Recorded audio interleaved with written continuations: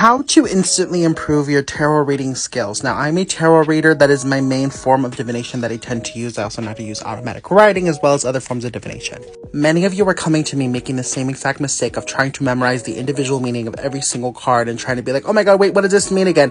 That's not how you read cards. I will agree that does help in how you can interpret your cards, but that is not how it's going to work for every single reading that you do. The placement of the cards, what cards are coming before and or after, the situation at hand, the type of spread that you're using, all of that can completely alter the meaning of the cards that you are working with. It is up to you and your intuitive ability and how you discern what the cards are actually meaning. And I say this over and over again, but spiritual symbolism plays a huge part in how you determine what your cards are actually saying. Whether it is the actual imagery that is illustrated on your cards, like the artwork, that kind of thing, the plants, the animals, whatever it is that it's presenting itself right there, or it could be the ideas that pop into your head, the thoughts. Maybe there's a certain type of animal, a certain type of flower, or something that pops in your head as you're pulling those cards for that person.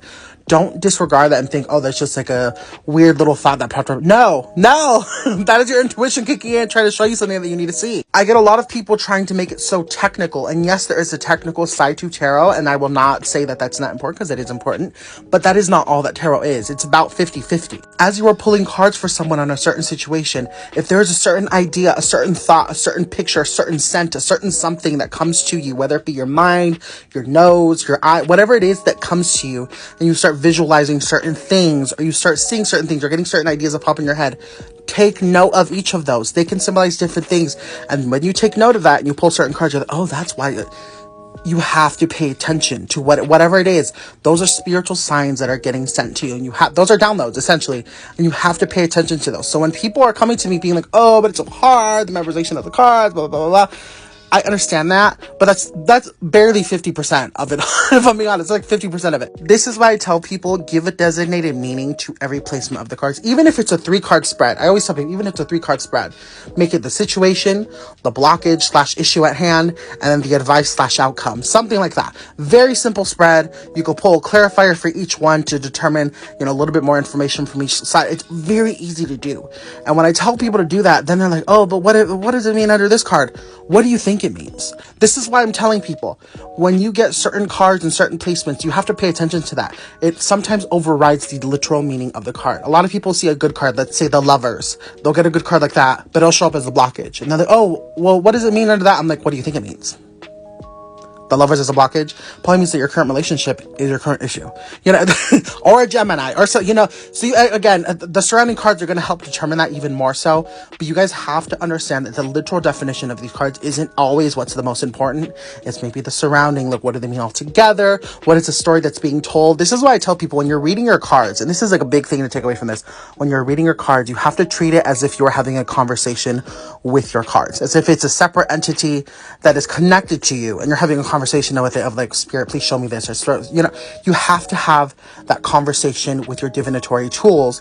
And when we're talking about something like book recommendations for tarot reading, I don't really have too many, because I'll be honest, I don't really use many. The one that I do have is very old. I got it from a thrift store many years ago. I'm talking like well over a decade ago, and I don't touch many of them. I've seen a couple. I've seen some of the beginner ones from like Amazon and stuff, because I've gifted them to friends and stuff, and they're nice, they're fine, but I don't have much use for them, because again, those are for people who are just trying to go buy the book for every single thing, and that's fine to an extent.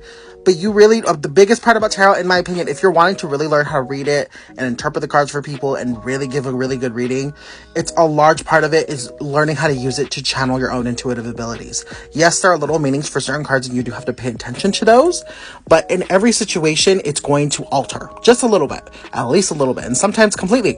And you guys have to understand that as well when you're reading. I'll show you the book that I use, and that I, use, because I don't even read it that often. So there really isn't even a cover to this, because it's very old. A complete guide to the tarot. I got this at a thrift store many years ago. And this is more info on the actual book. It's by Eden Gray. Yeah, that's it. And when I say it's an old book, I'm talking 1970. This is not a newer book. This is not one of the ones you're going to find on Amazon. I think last time I looked up this book, it was like $200. I got it for like 50 cents. So I'm just saying, if you can find something like this at a thrift store, that's great. It's going to honestly be better than one of the books you can get on Amazon. I think it's a great book in terms of like the divinatory meanings that it gives you.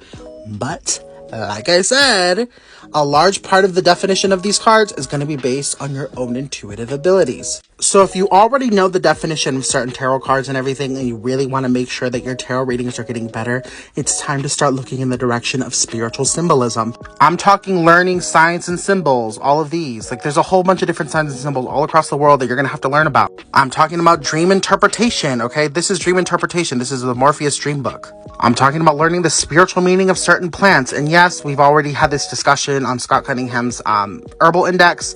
However, this one has a good amount of info in it. You can look into the Juliet Diaz ones or some of the other ones that are out there. There are a couple of good ones, even the green, which is pretty good. But point being, if certain plants, if certain stones, if certain signs, symbols, whatever pops into your head while you were doing a reading, learn the definition of what that means. Learn what it means. This is what I'm saying. Knowing what you were actually looking at is going to be very important, because some images might pop in your head and you're like, what the hell is that? I have a wide array of different books on many different subjects within the occult, within spirituality, within witchcraft, within all these different metaphysical practices.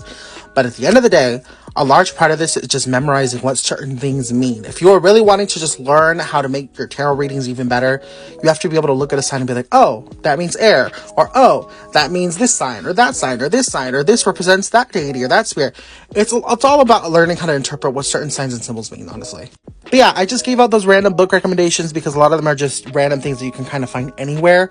If you're looking into animals, just understand most of the stuff on animals you're going to find out there is indigenous.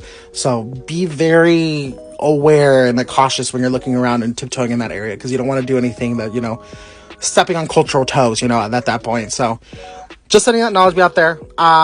Yeah, learn about spiritual symbolism, learn about the symbolism behind certain objects and things, and it should help you a lot with your readings. Anyway, bye.